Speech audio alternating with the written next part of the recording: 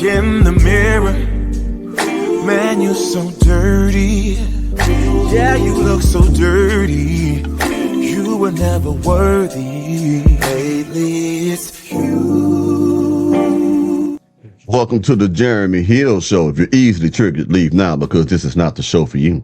Now, what I'm going to bring to you today is a modern woman, black woman in particular, who is actually trying to push back against the negative narrative that many modern feminist black women have spun about black men. Okay. So she wants to actually combat the negative stigmas that certain groups of people are attaching to black men. So before I do that, hit the notification bell. Once you do that, select the option that says all. That way you will be informed of all my new content. Can you dig it? Like and subscribe, baby. Now let me go ahead and put on the screen for you. 1 second, y'all. What you hear she got to say? You dig? Let's get it, Jack. And when y'all get on here and talk about how y'all not dating black men anymore, I shut up so hard. I super shut up. I was just watching this girl's video and she says that she wants to list out the reasons why she won't be dating black men anymore. And she starts off with, they don't take care of their kids, they're not reliable, they're not supportive, they don't make good financial decisions. Then they want us to pay half the bills, sleep with them, take care of the kids, cook, clean, yada, yada, yada. And I'm just like, and the caption was, most black men, da-da-da-da-da. And as a woman who quite literally has spent a considerable amount of time around men in my life, especially my formative years, because I worked in barbershops. At one point, I was the only girl working in a barbershop. I really got to understand and learn, and I'm also curious and inquisitive about the nature and the mind of men. I would like to point this out. When she said she spent a lot of time around black men that was in barbershops, because she worked inside of a barbershop among other barbers. I would like to point out how this black woman was around productive, employed black men. Not Pookie, not Ray Ray, not Nook Nook, not low class to no class black men, not men who were not ever gainfully employed or able to keep gainful employment. She's around men who was already productive, self-determined, and driven to be something in life. These particular men shaped her perspective of black men. You see a lot of black women out there. They are coming up in households that are led or governed by single black mothers. And they are also experiencing black men, random black men coming in and out of their mothers' lives. They are getting to see their mothers shack up with black men and not requiring marriage.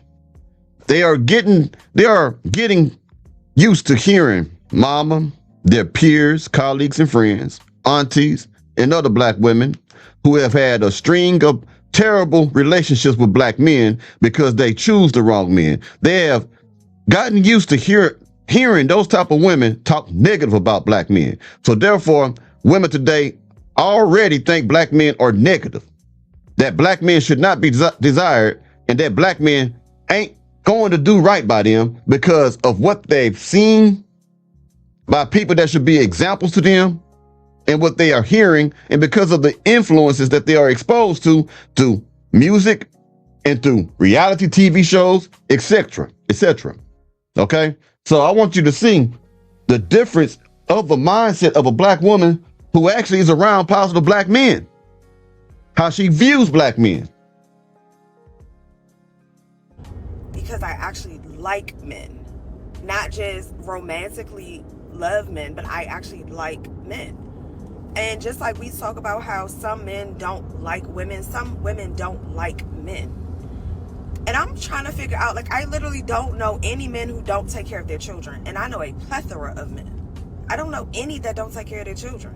And she was like, taking care of your kids is not just paying child support. Just because you have a poor situation with maybe your children's father, or maybe, I don't know, you've heard a couple of baby mama, baby daddy stories, does not equate to all black men or even most black men not taking care of their kids. In fact, research shows us that more black men are involved today than ever in their children's lives. Let's start there. Okay, you say they're not reliable and they're not supportive. I can call at least 10 to 20 men right now and say I need whatever, and I am not romantically involved with these men. And I could call them right now and say I'm in an emergency or I need da da da da da da, and they will be Johnny or Jamarcus on the spot. And she is right. Black men have no issues helping black women.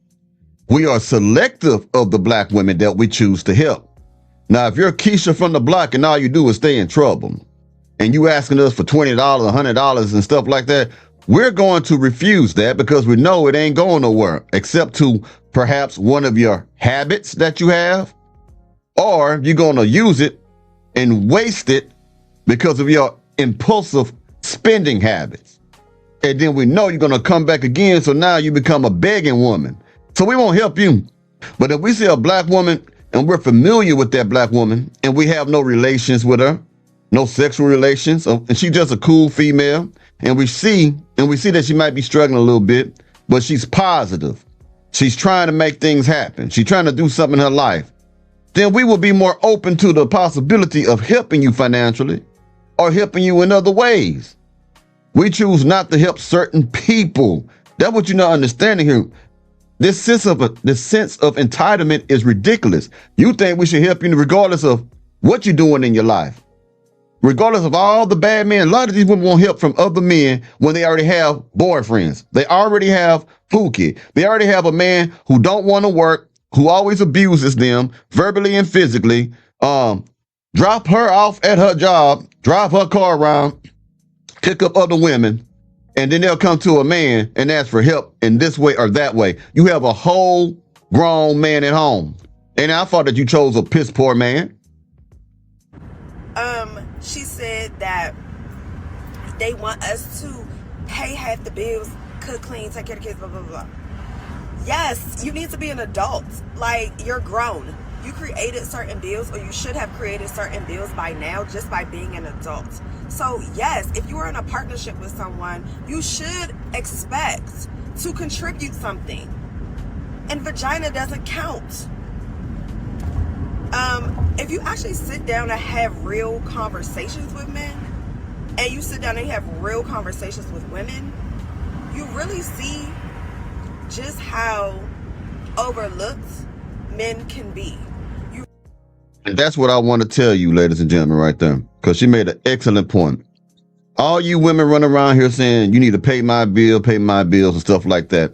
When you become an adult, you should have gotten bills in your life. There's no such thing as an adult unless he's homeless who doesn't have bills in their life. Even Jay-Z has bills in his life. Billionaires. What's that dude name who started Amazon? I can't remember the names right now. Y'all know. They got bills. Everybody got bills. As an adult, you get bills. But the type of bills that you get is by your own doing. If you are getting bills for things that you can't afford, that's on you. That's not on the next person to go pay. That's yours. If you go out there and get in debt, buying things that you know you don't have, hurting your own credit score, unable to buy things because of choices that you made as a woman, that is not the next person's responsibility to come save you. That's not their responsibility to help you. We all get bills. And she's right. Vagina is not a good payoff. Just because you got coochie does not mean we should pay for a bill. It's crazy. And yes, like she said, you should contribute to a relationship. Meaning, lady, you should kick in some money.